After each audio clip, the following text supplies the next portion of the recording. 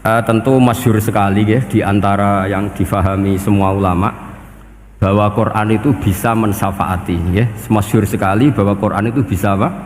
Mensyafaati.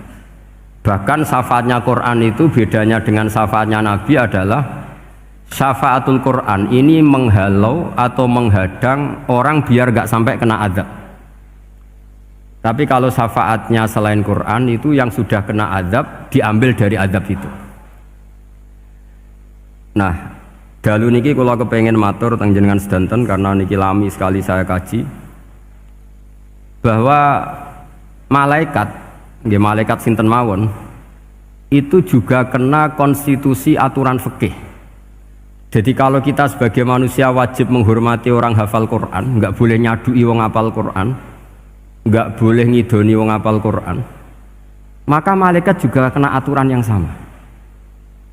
Karena dia, malaikat ini termasuk makhluk yang mukallaf, makhluk yang kena tatanan Allah Subhanahu wa taala. Sehingga Rasulullah sallallahu alaihi wasallam dawuh surat Tabarok disebut Al-Munjiyah, Al-Waqiyah. Surat yang bisa menyelamatkan yang hafal dari siksa kubur. Pokoknya singkat cerita, ada orang itu fasik, mungkin ya layak disiksa. Pas sampai disiksa malaikat, surat Tabarok muncul menjelma sebagai seseorang. Kalau kamu menyiksa orang ini berarti nyiksa saya. Terus kata malaikat, anti min kalamillah, ya rujuknya memang perempuan karena surah itu dari muannas karena ada taknya. Anti min kalamillah, kamu ini termasuk kalamullah. Wa ana akrahu musa'ataki, tentu aku nggak berani menyiksa kamu. Ya terus berdebat kata malaikat, ini orang nggak bener, ini orang fasik, saya harus mukuli dia.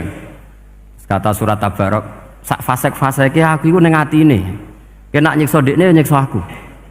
Wahnya debat karena nggak ada mahkamah konstitusi. Terus walhasil terus malaikat bilang gini, ya sudah kita lapor kepada Allah Subhanahu wa taala. Lapor, akhirnya surat Tabarok ini cerita ke Allah, ya Allah, ini orang setiap kali datang ke saya dari sekian surat-surat yang ada di Quran, orang ini milih saya, yang dipelajari ya saya, yang dihafalkan juga saya. Ini kata surat Tabarok kepada Allah.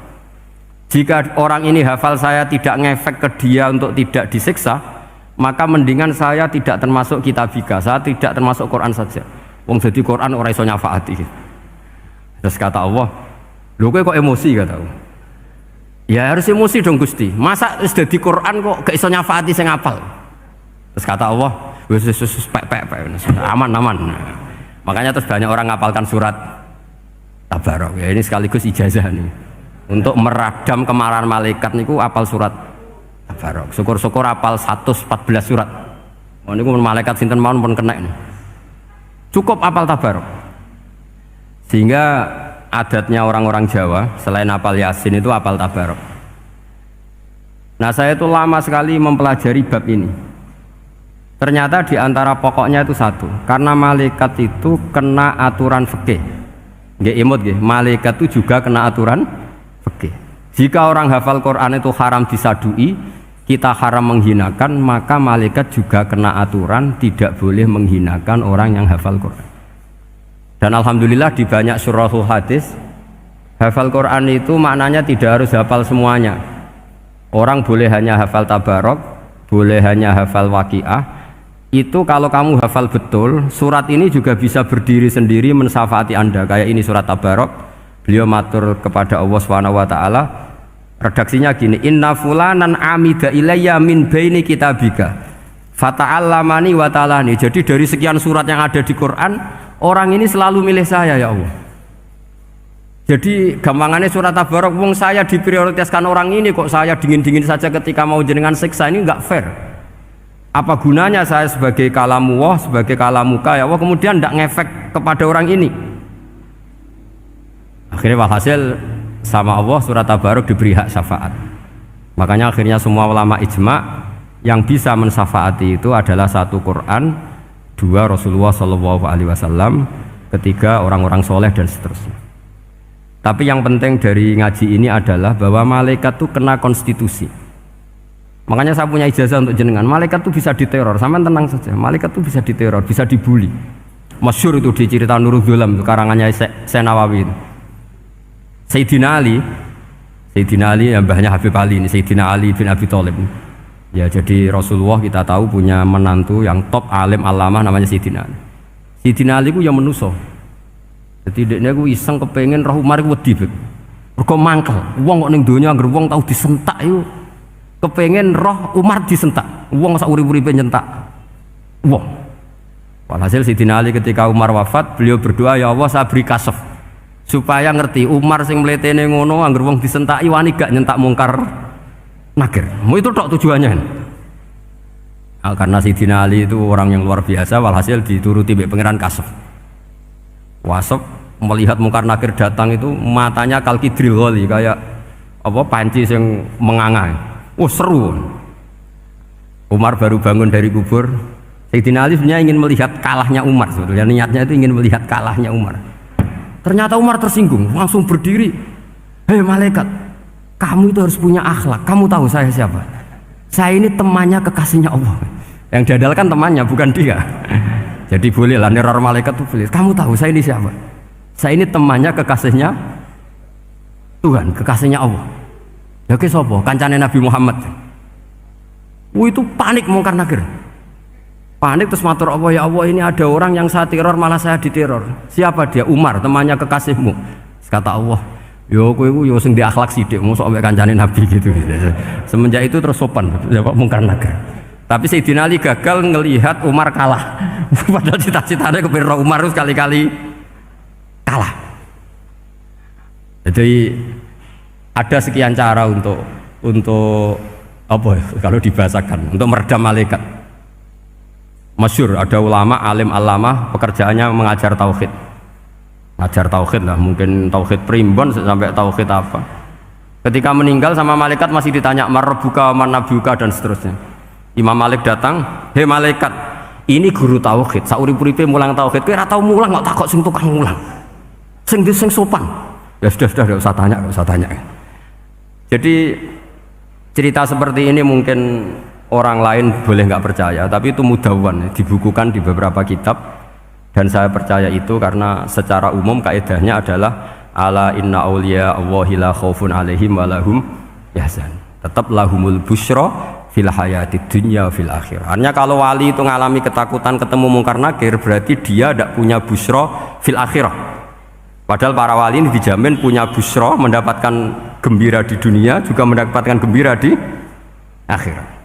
Artinya kalau para wali ngalami ditanya mungkar nakir terus takut, apa mana mbok bayangno kepuyah-puyah, wah itu lahumul busyra. Jadi ini, makanya zaman nanti kalau ditanya mungkar nakir, marbuka, saya guru tauhid. Ngajar di Qudsiyah kelas 6. Nah, harus jelas. Saya kalau ditanya juga gitu, saya guru Minhajul Abidin, ngajar di Habib Ali gitu.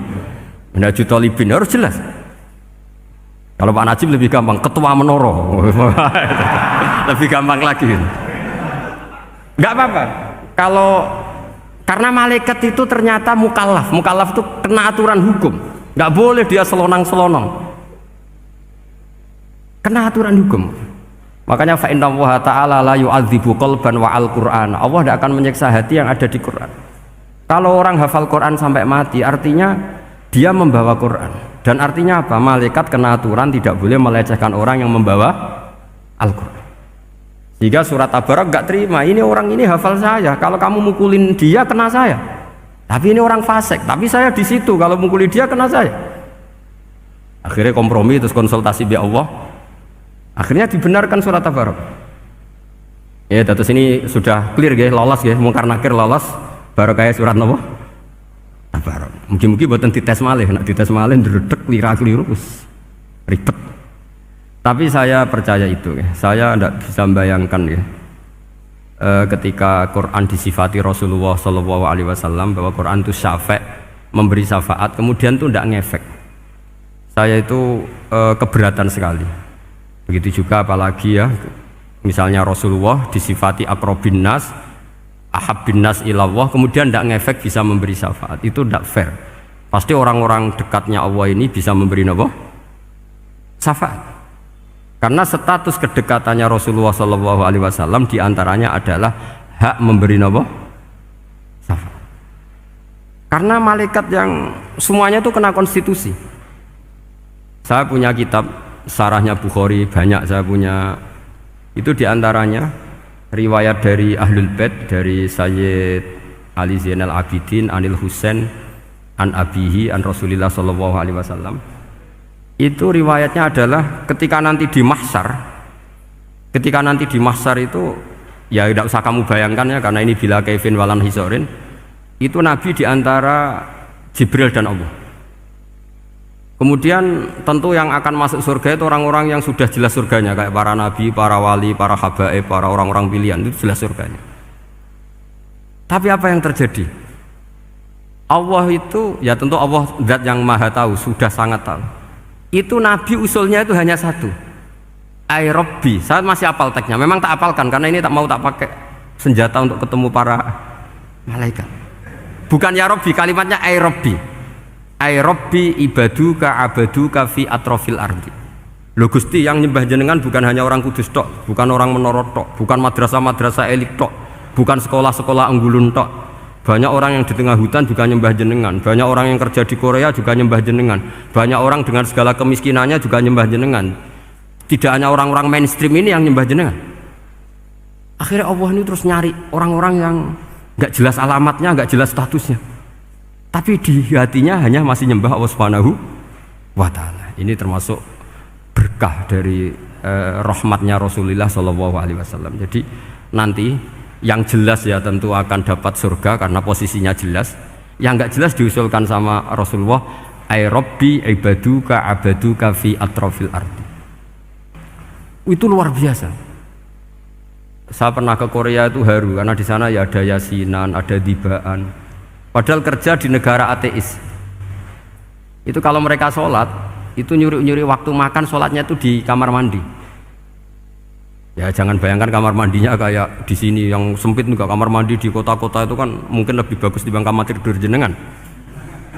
Kayak di hotel-hotel itu kan kalau santri so ngantuk. Saking mewahnya, jadi bisa kadang ada yang tanya, mosok Gus kamar mandi nek gue sholat mau cuwilik. Iwak kamar mandimu ini kamar mandi. Ya sering ditanya saya itu sholatnya sah apa enggak? Sah, semuanya gitu tak jawab sah terus. Dan itu yang nanti diusulkan Rasulullah Shallallahu Alaihi Wasallam, Ai Rabbi ibaduka abaduka fi atrofil ardi. Di luar orang-orang yang mainstream itu ya Allah, banyak orang yang menyembah jenengan. Saya tuh pernah nangis ketika di Bandara Jakarta ketemu orang wireng, serai melarat, jelas melarat, wireng. Ini aku ketemu saya cium tangan, Gus saya ini itu habis dari Selandia Baru, kerjanya dia itu ikut apa mancing gitu, mancing ikan tuna di Selandia. Kalau saya di tengah laut itu sampai 2 bulan. Hiburan saya itu hanya ngaji jenengan lewat YouTube. Coba orang di tengah laut ngaji. Wah, itu seneng pojok bumi. Jadi ini umat Rasulullah Shallallahu Alaihi Wasallam. Makanya kalau suwon jenengan yakin saja terhadap syafaatnya Quran, karena semua malaikat itu kena aturan. Di antara aturannya adalah tidak boleh menyiksa orang yang di hatinya ada Al-Quran. Fa inna Allaha ta'ala la yu'adzibu qalban wa al-Qur'ana, karena Allah tidak akan menyiksa hati yang ada di Quran, yang ada Qurannya. Sehingga memiliki jelas gini riwayat saking Ibnu Katsir, supaya kula percaya. Apalagi ini didawuhkan Rasulullah Shallallahu Alaihi Wasallam bahwa surat Tabarok adalah disebut munjiyah, penyelamat, juga disebut wakiyah, penjaga. Lalu biasanya orang-orang yang nggak percaya syafaat itu pertanyaannya adalah, kan manusia itu wa alaisa lil insani ila masa'a, manusia itu hanya bisa membawa bekal apa yang pernah dilakukan. Itu dijawab oleh ulama-ulama kita ahli sunnah wal jamaah. Entah perlu ditambahi anahdia apa enggak tahu saya. Saya ini kata orang banyak termasuk pengurus PBNU, tapi saya itu tetap nggak pati srek. Kalau ahli sunnah saja, tidak usah ditambahi anahdia. Karena nanti malah tidak global ini, ahli sunnah kok lokal ini jadi ribet. Ya tapi kalau kita di Indonesia ya ditambahi anahdia tidak apa-apa. Karena mau tidak mau memang apa ya, dalam hal ikramus sahabah mungkin kita dengan Wahabi itu sama-sama ikramus sahabah. Tapi dalam hal percaya wasilah kita ini ada miripnya dengan Syiah, karena Syiah percaya wasilah, NU percaya wasilah. Tapi dalam bab ikramu kulli sahabah Beda kita dengan Syiah, fa innas Syiin itu ada sahabat yang dihormati, ada yang enggak. Akhirnya terus kita karena itu terus bikin ahli sunnah An-Nahdiyah, karena Wahabi itu ya ahli sunnah tapi enggak percaya apa? Wasilah. Ya katanya gitu, kata para pakar-pakar. Saya sendiri hanya nirukan, saya enggak punya kepentingan untuk menganalisis itu enggak. Karena pertanyaan di kuburan itu ya gampang, nanti marabbuka wa manabiuka itu gampang lah. Tapi ada KNU juga, ada nanti Gus pertanyaannya, wama jamiyatuka. Waduh ribet itu, lama-lama wama hizbuka, partai kamu apa? Ribet kan kalau semua orang kreasi nambahin, malah ribet kan. Tapi lewat ngaji ini saya pastikan bahwa apa surat Tabarok itu luar biasa. Terus saya teruskan. Wa qad rawat Tabrani wal Hafidz Ad-Diya al-Muqaddasi min tariqi Salam bin Sadrusih qala Rasulullah sallallahu alaihi wasallam suratun fil Qur'ani khosomat an sahibiha hatta adkhalathul jannah. Jadi ada surat di Quran yang mati-matian membela yang hafal sampai surat itu memasukkan orang itu ke surga, yaitu tabarakalladzi biyadihil mulk. Ini yang An Ibni Abbas yang qala daraba ba'du ashabin Nabi sallallahu alaihi wasallam khiba'u ala qabrin wa wala yahsibu annahu qabrun fa idzan qabru insanin yaqra'u suratal mulki hatta khatamaha fa atan nabiyya sallallahu alaihi wasallam faqala hiyal mani'ah hiyal munjiyah tunjihi min adzabil qabri. Jadi ada sahabatnya Nabi karena kemalaman dia bikin tenda di kuburan, dia agak ngira kalau itu kuburan. Ternyata di situ ada orang Sohibul Qabri ini baca surat Tabarok. Baca surat Tabarok. Kemudian peristiwa itu dilaporkan ke Rasulullah. Jawabnya Nabi apa? Memang surat Tabarok itu al-mani'ah, yang bisa menghalau atau menolak azab. Terus hiyal munjiyah, memang surat Tabarok itu menyelamatkan tunjihi min adzabil qabri, akan menyelamatkan orang itu dari siksa kubur. Ikut ke sekolah. Wa qala Tabrani haddatsana Muhammad bin Hasan. Saat terus qala Rasulullah sallallahu alaihi wasallam lawadittu annaha fi qalbi kulli insani min ummati. Karena keramatnya surat Tabarok seperti itu, kata Nabi lawadittu pakai lam taukid. Yakti seneng ingsun annaha di surah yaitu Tabarok fi qalbi kulli insani min ummati. Karena keramatnya surat Tabarok seperti itu, saya suka kalau semua umat saya itu hafal itu. Nah, alhamdulillah barokahnya didikan para kiai, para guru, hampir semua kita ini hafal surat Tabarok. Daripada yang kampanye harus hafal Quran semua, ya sudahlah, ini al-maisur la yasqutubil ma'sur atau ma la yudraku kulluh la yudraku kulluh. Jadi saya itu punya santri orang Sulawesi. Itu dulu guru gitar. Santri di Jogja, dia dulu sekolah kesenian di Jogja terus jadi guru gitar. Saya ini kan kiai fikih. Saya madzhabnya sama dengan Pak Najib, termasuk ngaramkan gitar saya ini. Mau tak haramkan kok ora gelem ngaji malah ribet, tak halal ngomong gitar kok tak halal. Semeneng ae. Semeneng ae. Saya niru Mbah Mun, nek ono jawabane semeneng gak. Ya takok kadang, Gus, main gitar hukumnya piye? Kurang pegawaian tak jawab. Halal tak haram, Gus? Kurang pegawaian sejelas. Halal haram takok ribet. Tapi yang unik dari itu apa? Tiap tahun Beb itu datang ke saya setor surat Tabarok. Kadang ya setor 5 ayat, 20 ayat, sampai khatam. Naik pesawat dari Sulawesi. Gara-gara ngaji saya, sudahlah Gus, sementing aman. Jadi, aku ning donya wis main gitar, saya enakku, nak gak apal Tabarok bahaya gitu. Dia ngapalkan, apal betul. Sekarang kemarin setornya khatam. Ya hanya untuk ngelawan malaikat saja itu, untuk ngelawan malaikat itu. Saya kok tertarik gitu. Lah yang repot saya, Beb, saya kiainya ngajarkan itu tapi lupa ngajarkan haramnya yang gitu-gitu. Wah ya ribet ya, sudahlah nanti biar diurusi Allah Subhanahu wa taala. Sudah itu sudah. Karena jadi kiai itu repot. Saya pernah Beb tanggal 1 Syawal itu punya teman zaman di Sarang. Wong wis wireng kriting soer wis wireng kriting. Jarang ke saya tanggal 1 Syawal kecuali pas itu. Ternyata datang tuh karena teman saya, semakan senior saya, mau teko mau ngijazah saya. Gus, kowe nak dadi kiai sing hati-hati. Aja geman dalil sing kowe ora iso nglakoni. Ono apa? Dia itu datang ke saya berarti tanggal 2 ya, tanggal 2 sore. Dia itu pas Idul Fitri itu pidato. Man shoma Ramadan wa atba'ahu sitan bin Syawal fa ka'annama shoma dahrakullah. Itu orang lugu-lugu poso. Bareng tanggal loro rono pas wandekne rokokan. Wong lugu-lugu, wah rugi bah aku poso jebule jenengan ra kena dinut. Jadi semuanya yang poso 6 hari itu ngikuti kiai itu. Ternyata pas disowani pas rokokan, rugi bah aku anut jenengan. Tak nut-nut poso jebule jenengan gak poso. Aku yang meneng ngene, lha opo kowe dalil ngono barang ngono lha opo ora iso nglakoni. Makanya ini hati-hati para kiai, nek dalil sing ora iso nglakoni ora usah. Nak khotbah id ora usah cerita poso 6 hari, kok malah diciri orang. Ya cerita wae wong nak berposo dosane di sepuro insyaallah, pokoke yang gampang-gampang saja. Nak dolan ning gone wong awan-awan dosa ganggu. Nak ra dolan sombong gak gelem silaturahim. Wae ngomong yang umum-umum saja. Jangan dalil poso 6 apa? Hari itu sekali ada yang nganut ternyata kamu tidak bisa, wah itu repot ya. Jadi saya berharap sekali keyakinan guru-guru kita bahwa Al-Quran mensyafaati itu kita terima an ilmin wa an bayinatin wa an hujatin. Kita bukan sekedar terima karena itu dawe guru enggak, tapi satu bayinah, yaitu logikanya adalah malaikat itu mukallaf. Mukallaf itu kena aturan hukum. Jika manusia kena aturan hukum harus menghormati orang hafal Quran, maka malaikat juga kena aturan yang sama, yaitu harus menghormati yang hafal Quran. Jadi boleh kamu nanti ketemu malaikat mungkar nakir, sertifikat Iqra khatam, qiraati khatam, syahadah saya hafid terbaik.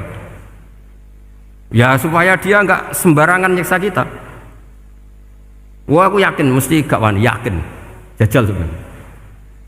Tapi sampean matur, ojo tes tapi. Karena sekali dites bulet tuh ini. Ya jadi ini jelas ya, dawuh Nabi ketika cerita keramatnya surat Tabarok, dawuh Nabi lawaditu annaha fi qalbi kulli insanin min ummati.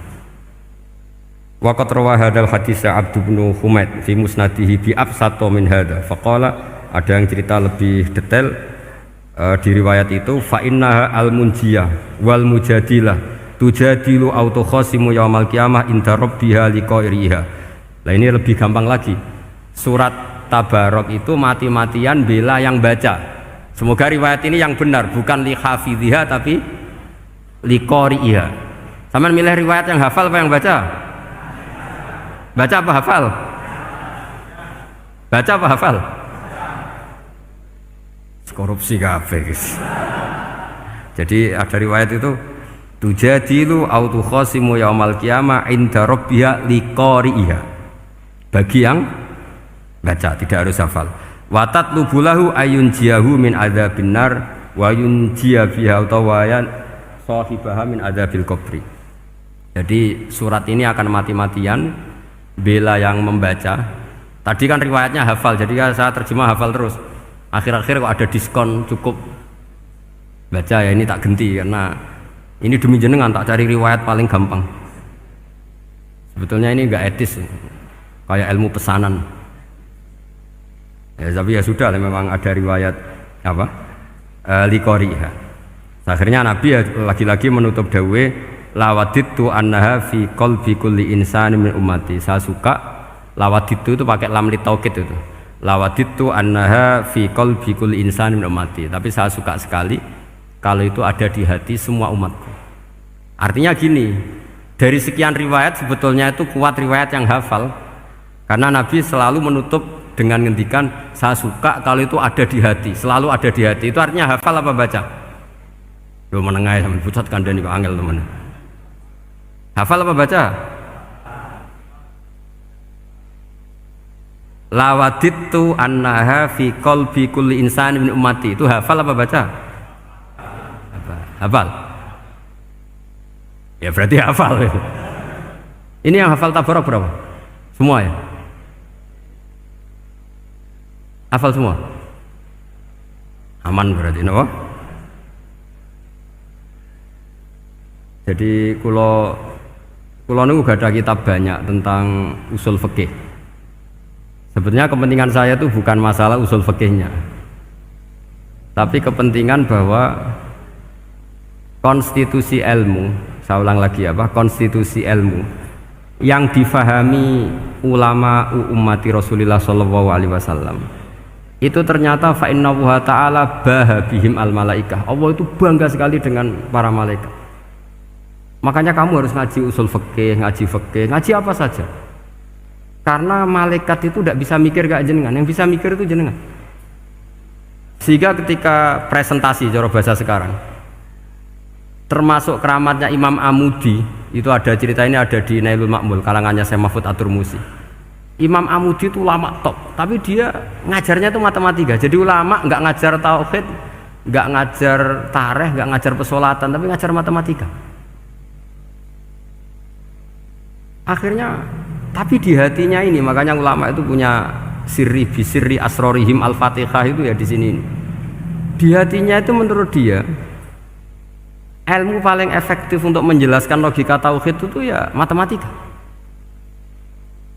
Singkat cerita, ketika ketemu para malaikat, ngendikannya Allah, ya Amudi, kenapa kamu sering belajar matematika? Li tauhidika ya Rabbi, supaya saya mentauhidkan engkau. Ajari para malaikat. Jadi malaikat dipanggil semua sama Allah. Hei waya malaikat, hei para malaikatku, dengarkan kajian Imam Amudi. Dengarin semua. Dia nerangkan di bor hanya sedikit. Nisbatus naini wa arba'atin wa khamsin sampai terus ilal wahid, semuanya nisbatul far'i ilal asli. Wes aku gawe angka cek 1 juta sak miliar, tetep awalnya iku siji. Mbok donya jumlahe cek alam galaksi cek planet wes santek, tetep asal usule siji. Kabeh iku pengembangan nisbatul far'i ilal asli. Liyane zat sing wahid iku kabeh far'un, cabang mintil kal wahdah. Malaikat manduk-manduk kabeh ya, kabeh iku kok Allah. Jadi angka sebanyak apapun itu ya nisbatul far'i ilal asli. Jadi 2 ya enggak asli, yang asli 1. 5 ya sama, 1 miliar ya sama, 1 triliun semua. Berapapun jumlahnya bilangan, semuanya adalah far'un minal wahid. Terus kata Allah, "Oh iki lho ulama aku pinter tenan nerangno tauhid." Nah, malaikat kan monoton. Pokoknya wiridan sudah gitu dok. Akhirnya padahal malaikat ini pernah nggak terima ketika ulama itu masuk surga duluan, karena kan wiridan ini lama malaikat. Tapi ternyata apa? Kata Allah, kowe wiridan terus wajar gak di nafsu. Manusa tak kei nafsu jek eling aku.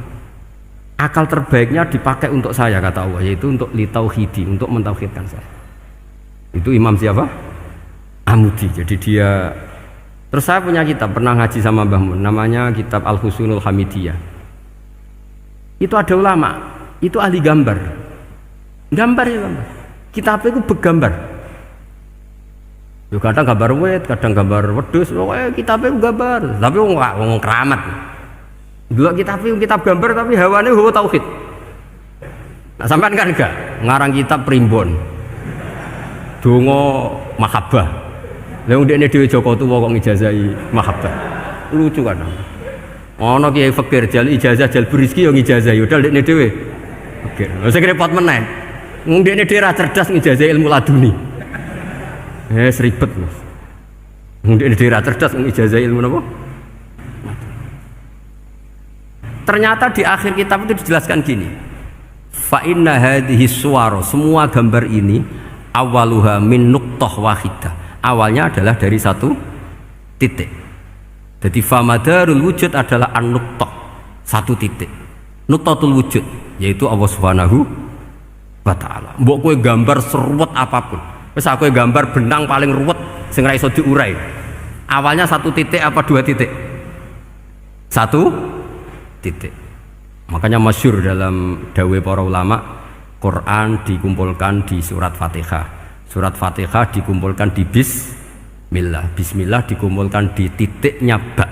Nah titik ba ini disebut bi kana makana wa bi yakunu mayakun. Karena lewat titik bi ini, karena saya yang ada menjadi ada, dan karena saya yang mau ada akan menjadi ada. Makanya semuanya itu kembali ke 1 titik, nuqtatul wujud. Kayak apa ulama dulu? Jadi mau bismillah itu gak main-main kan. Bismillah itu eling bae. Bak ini nuqtatil wujud, bahwa kita benar-benar bertauhid. Mbok kayak apa buletnya gambar, mbok kayak apa ruwetnya, tetap dimulai dari 1 titik. Mbok kayak apa jumlah angka-angka itu, dimulai angka 1. Nah, Sampean saya harapkan nanti kalau ketemu Allah itu Allah bangga dengan sampean kon mulang tauhid ning malaikat, orang ning TPQ kon mulang malaikat. Itu cita-cita terbesar saya, kepengen mulang malaikat. Mulang sampean wis bosen yakin wis aku pengen oh keren mulang. Ya, maksudnya aja malaikat kok Jibril, Mikail itu malaikat elit. Sing awam-awam lha sing mboten. Mboten kalau malaikat ini papan atas niku pun alim banget. Saya kenapa ngomong demikian? Saya ini punya tafsir namanya tafsir Al-Qurtubi. Itu Imam Qurtubi termasuk tak anggap mufassir hebat. Beliau ketika ngendikan wa idz qala rabbuka lil malaikati, saat terus walhasil malaikat itu terus protes ataj'alu fiha may yufsidu fiha wa yasfikud dima. Itu kan ada pertanyaan di tafsir itu. Bagaimana mungkin malaikat itu protes kepada Allah, padahal malaikat itu terkenal loyal sama Allah, nggak pernah intervensi, nggak pernah gugat. Kenapa ini kok ada cerita malaikat kok gugat atas alu? Jari Imam Qurtubi, hum awamul malaikah, itu awamnya malaikat, bukan yang kayak Jibril, Mikail. Itu malaikat-malaikat yang nggak ada namanya, awam. Jadi jangan bayangkan yang protes itu kayak malaikat Jibril. Jadi harus dibedakan. Nah, saya ya tentu kalau ngajar malaikat ya milih yang ini, yang nggak jelas namanya ini sudah. Kalau Jibril ya nggak mungkin diulang dong, sing nggawa wahyu. Apa alam Quran sepiro? Aku sing nggawa Quran ribet kan malah. Lah nek Israil mbok ulang tersinggung dipletet lah semuntas malah ribet. Mikael mbok ulang tersinggung kira di donasi bagian duit dan bagian rezeki. Ribet. Wis mulang malaikat sing awam. Saya itu termasuk hilang iskal saya, janggal saya karena tafsir Qurtubi. Dulu saya itu iskal. Mau malaikat kok ngevaluasi kebijakan Allah itu artinya kan gini. Ya Allah, engkau mengangkat Adam sebagai khalifah. Padahal potensi Adam itu adalah ifsad. Ya, ataj'alu fiha may yufsidu fiha wa yasfikud dima. Kata malaikat, wa nahnu nusabbihu bihamdika nuqaddis. Itu kan paradok, kalimat yang paradok. Paradoknya begini, ya Allah tolong evaluasi engkau ngangkat Adam sebagai khalifah. Potensi Adam adalah merusak bumi. Wa nahnu nusabbihu bihamdik, kita ini selalu mensucikan engkau. Loh, itu kan paradok. Kalau mereka mensucikan Allah artinya mensucikan juga min ihtimalil khata'. Mensucikan bahwa Allah itu tidak mungkin salah. Lah ini bilang mensucikan kok. Saya mensucikan engkau Gusti, tapi kok dalam hal ini kok kayak jenengan itu salah gitu. Wong karwan Adam kok mbok angkat.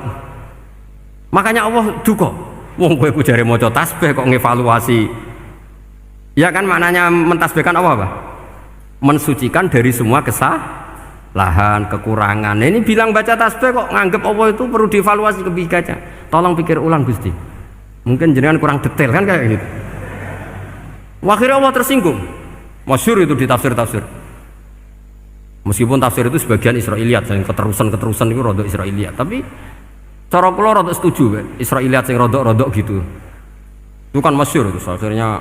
Lah apa alasannya Adam kok salah? Bani Adam tentu akhirnya Adam ini kemudian terganti ke Bani Adam. Dan itu jadi perdebatan ahli tafsir. Apakah dhamir itu harus kembali ke asal, apa boleh ke pengembangannya? Misalnya Adam itu kan di situ disebut ataj'alu fiha may yufsidu fiha wa yasfikud dima. Padahal Adam yang nabi ini enggak pernah yusfikud dima. Enggak pernah yufsid fil ardi, juga enggak pernah wa yasfikud dima. Ya, saya ulang lagi, Adam yang nabi itu kan enggak pernah ngalami ataj'alu fiha may yufsidu fiha wa yasfikud dima. Berarti Adam ini nanti yang nakal, yang sampai senang berteman darah itu Adamnya apa anaknya? Anaknya kan?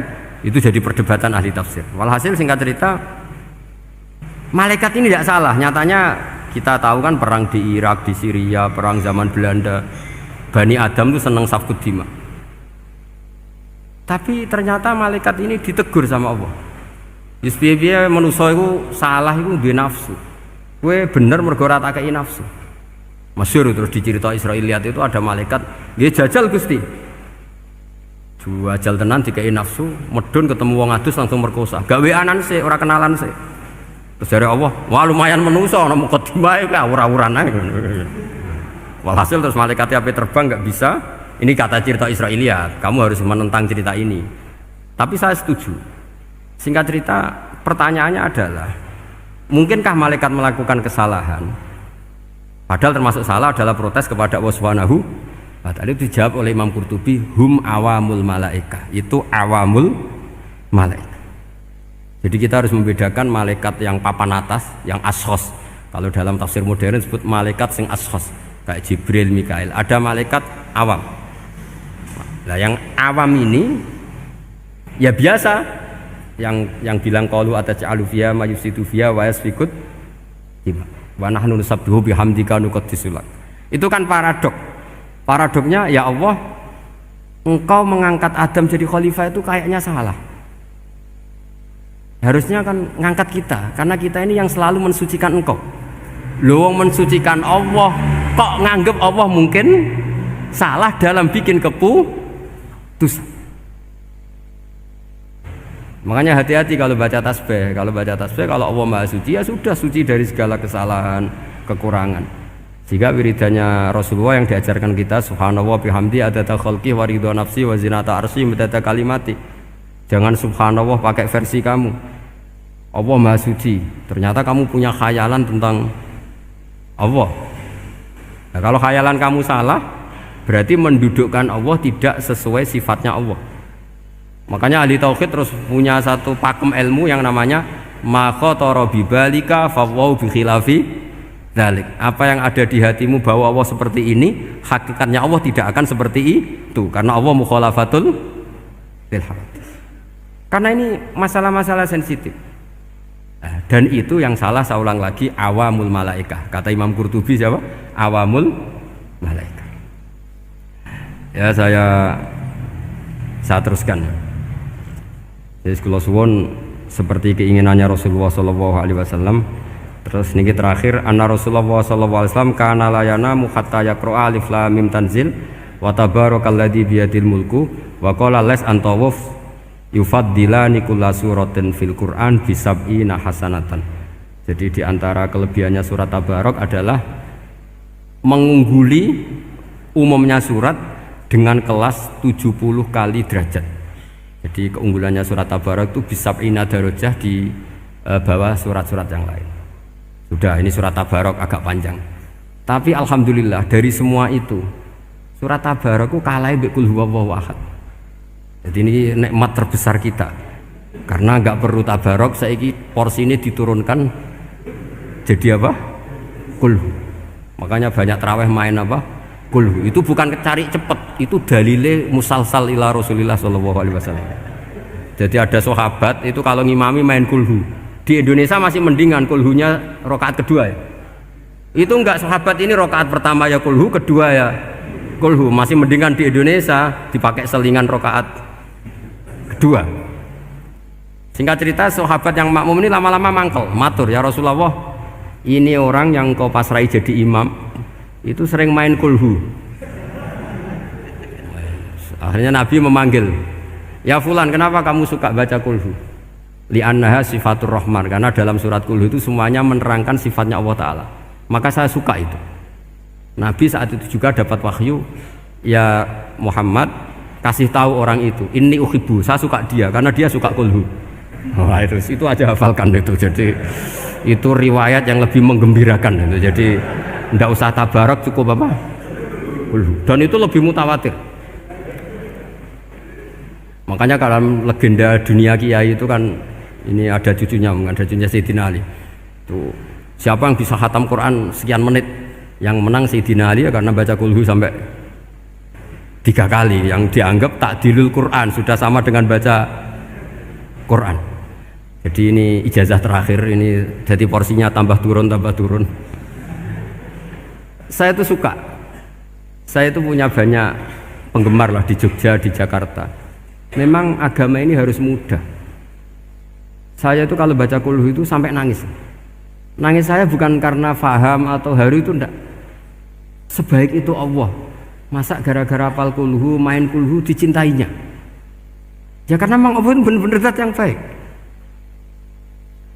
Makanya saya punya teman itu kurang ajarnya, masya Allah. Kalau tes ditanya rukun Islam berapa, nawakidul wudhu berapa, muftitatus sholat berapa, semuanya dijawab la ilaha illallah. Terakhir ditulis kafir Pak, sama anak nyalahno iki. Nyalahno la ilaha illallah kafir apa enggak? Gurunya bingung kan akhir. di ek iku la ilaha illallah kok di ek. Akhirnya bocah diceluk, "Cung, maksudem piye? Mun sampean wani ngeek, Pak, kafir, Pak." Akhirnya sugahno ribet-ribet. Pertanyaan apa tuh? Ma mubtilatu sholat la ilaha illallah. Nah gitu wudu ya. Tapi jangan tiru loh. Lah gurune apa ngeek kawani kafir. Siapa yang berani ngeek la ilaha illallah? Ya ana meneh sing mbowel iku. Angin belinge iku disurati wong tuane. Kula nu mondok sarang era ijek era kuno dadi ijek lugu wong. Surati wong tuane, kowe gak susah, wong tuamu disurati. Tenang ya Gus, bapakku buta huruf. Jadi wis disurati, gak ngefek wong bapaknya buta huruf. Nah, di Islam, saya ulang lagi di Islam. Dengan tanda kutip kesalahan-kesalahan kecil gini ku zaman Nabi, sahabatnya Nabi, iku kabeh iku dadi berkah. Makanya enggak ada ilmu sebarokah kayak zaman Nabi. Wong goblok wae dadi berkah. Sampai Nabi ngendikan aksaru ahlil jannah al-bulu, akeh-akeh penduduk swarga iku wong goblok. Mergo wong goblok iku piye? Apa dimangkeli iku ya gaweane pangeran. Nabi itu pernah disomasi wong goblok. Itu ya piye? Nabi kan cerita kiamat tuh gini. Yang kemarin gak jadi itu. Kiamat di Indonesia kan berapa kali ya? 999 terus 2000 berapa? 12 terus Jumat apa kan sering mau ada kiamat itu. Saya sering ditanya tamu, "Gus, ngenteni kiamat teng putih. Enteni ning kene barang aku." Aneh-aneh. Karuan layak alamuha illahu bokas bakas. Nak misalnya tenan piye, Gus? Ya tenan sing enek kowe sik, anak aku gak. Wah, sesuk tajak ngenteni kiamat ora sida kiamat. Aneh-aneh. Saya ulang lagi. Ketika Nabi cerita dasarnya kiamat itu sahabat itu nggak mikir, padahal mereka orang-orang pinter. Si mikir wong desa, Mas. Ya Rasulullah mata sa'ah, engkau itu cerita kiamat terus tapi nggak jelas tanggalnya. Lalu itu kapan? Wah kaget sahabat, oh, pinter juga. Kalau cerita itu ada tanggalnya dong. Ini kan cerita terus tapi nggak jelas tanggalnya. Apa diamuk wong desa? Ora diamuk mangkelno. Nabi meneruskan tentang ahwalil kiamah, masih nerangkan ahwalil kiamah. Dibaleni lagi, ya Rasulullah mata sa'ah, lalu kiamat itu kapan? Ini kalau ijazai, jadi bodoh tapi untuk ridhanya Allah Ta'ala pun. Kalau lah kadang jadi pinter gue nyesal, ribet. Dikongkon Pak Najib barang ini akhirnya, gara-gara pinter. Padahal kok ya wong bodoh lah mlebu swarga, ribet kan? Direwangi dadi wong alim, sebelum kok wong bodohnya ya melok mlebu swarga. Wong gelombang kedua itu pengumumannya siapa pencinta Nabi, pencinta wong alim masuk swarga. Yang pertama seleksinya agak ketat, yang kedua itu ya muhibbin mun cukup mun. Jadi sebenarnya swarga ya ketemu wong ra jelas-jelas nih. Wah repot ya. Akhirnya ketika Nabi gak jawab, sahabat itu banyak yang analisis kariha maqala, lam yasma, ada yang bilang lam yasma. Memang Nabi tidak dengar. Ada yang analisis sami'a wa kariha maqala. Sebenarnya Nabi itu dengar tapi gak suka karena pas khutbah di-cut, diinterupsi. Karena diulang-ulang lagi akhirnya akhirnya Arabi tadi mengulang-ulang lagi, akhirnya Nabi jawab. Karena Nabi itu orang yang sangat pintar, jawabnya ma'atatalaha. Kamu kok berani tanya kiamat kapan, persiapan kamu apa? Fawawahi ma'atatulaha kabira sholatin wala siyamin wala kata wa kata walakin ni uhibbuka. Ya menang ya pede. Apa Nabi tanya persiapan saya? Oh, kalau sholat saya biasa kok bangga. Wes wong desa biasa kok. Fawawahi ma'atatulaha kabira sholatin, saya sholatnya biasa, puasa biasa. Maksudnya sing wajib-wajib tok lah, ndak aneh-aneh. Tapi walakin ni uhibbuka, tapi saya ini mencintai engkau. Apa jawabannya Nabi? Almar'u ma'aman ahabba. Dan itu melegenda seluruh dunia, baru kayak Bedui. Jadi semua orang yang hafal hadis almar'u ma'aman ahabba atau anta ma'aman ahbabta itu barokatu hadal badui, karena berkahnya orang Bedui. Dan hadis itu mutawatir karena dikatakan Nabi ketika khutbah orangnya banyak yang hadir banyak. Barokahnya orang Bedui, gak disopan santun. Mukjizatnya Nabi seringnya gara-gara orang Bedui. Nabi khutbah, wis khutbah cerita akhirat, cerita kebaikan. Ya Rasulullah, kok khutbah mohon bakas akhirat kebaikan. Sekarang itu tidak ada hujan, halakatil amwal. Sekarang harta hilang semua. Hewan-hewan sudah mau mati semua karena apa? kekeringan. Mohon jenengan rasa bakas niku, pun jaluk udan mawon. Nabi ya langsung Allahumma wah langsung udan tuwres. Nak jare ulama lah mbok Nabi berodok gelos putih udan seminggu nganti akhirnya sapine iku gak mati krana kehausan tapi kelentir. Parani nek Nabi lho niki ora ngrasa salah paren ya Rasulullah. Wong kula njuk donga udan ben ra mati saiki mati tenggelam. Mun lereni santai wae. Dan saya minta doa hujan supaya hewan-hewan itu bisa minum dan seger. Dan ini malah do kelentir. Akhirnya Nabi itu nuruti meneh. Allahumma hawalena wala alina Allahumma alal akam wa dzirab terus. Itu wong desa. Betapa barokahnya wong desa iki orang tahu. Betapa Rasulullah itu sekali ngendikan alam itu harus tunduk. Jadi min mu'jizati Rasulullah sallallahu alaihi wasallam itu sekali ngendikan alam itu harus ngikuti. Jadi Nabi misalnya ngendikan hujan, itu panitia hujan, malaikat hujan harus nuruti. Nabi ngendikan berhenti juga harus berhenti. Makanya enak jadi nabi itu, tapi kamu nggak mungkin, sudah tutup, sudah tidak mungkin. Makanya Nabi itu pernah minta dalam satu maidah, ya fulan saya ambilkan dirok. Dirok itu kaki kambing yang depan, diambilkan. Ambilkan lagi, diambilkan. Ambilkan lagi ya Rasulullah, bukankah kambing hanya punya dirok dua, kaki depan dua? Andaikan kamu bilang iya, maka akan selalu ada dirok selagi aku minta-minta. Karena alam ini akan mengikuti. Jadi Nabi misalnya mau dahar gitu ya, kok Nabi ngendikan ya Jabir ini jangan kamu entas, yang entas harus saya. Ini cukup untuk makan orang banyak. Nabi sekali ngendikan cukup. Nasi ini punya konstitusi harus cukup. Karena Nabi ngendikan cukup. Itu hebatnya Nabi. Beliau punya spesial. Alam ini harus nurut sama beliau. Makanya disebut wadhabu wal ghazala yasyadani laka birrisalah. Semuanya itu harus tunduk. Nah, akhirnya syafaat-syafaatnya Nabi itu gara-gara wong desa-desa. Saya itu pengagum wong bodoh ya, termasuk hadisul Arabi tadi. Ada orang desa tanya, ya Rasulullah nanti kalau saya mati itu yang hisab siapa ya? Allah ya. Wah bagus lah, terus langsung mulai. Barang mulai, abe guyu. Nabi piye karpe? Dipanggil lagi. Ya Arabi, kenapa kamu tertawa-tawa terus pulang? Ya bagus lah kalau yang hisab Allah. Selama ini hubungan sama Allah saya baik-baik saja. Tapi Nabi muji faqhu hadzal Arabi, wis pinter kowe cong ngono. Terus pernah lagi ada orang Bedui tanya, hal yadhakur rabbu ya Rasulullah, apakah Tuhan itu pernah senyum, pernah tertawa? Naam, kata Nabi, ya pernah. Lan na'dima min rabbin yadhaku khairan. Kalau Tuhan pernah senyum, pernah tertawa, wah orang kalau pernah tertawa itu pasti baik. Ya bagus lah, enggak apa-apa. Jadi makanya ini unik ya, Islam itu agama yang unik, agama yang berkah, yang alimnya ya ketulungan, yang bodoh juga ketulunan. Karena memang agama ini untuk semua, lil alamin, untuk semua. Maka kata Imam Ghazali, Allah mengutus Nabi itu diutus ke raja-raja, diutus ke pedagang, diutus ke aromil, diutus ke fuqara, diutus ke birokrat, diutus ke apa saja. Ila jami'i sunufin nas, ila jami'i asnafin nas.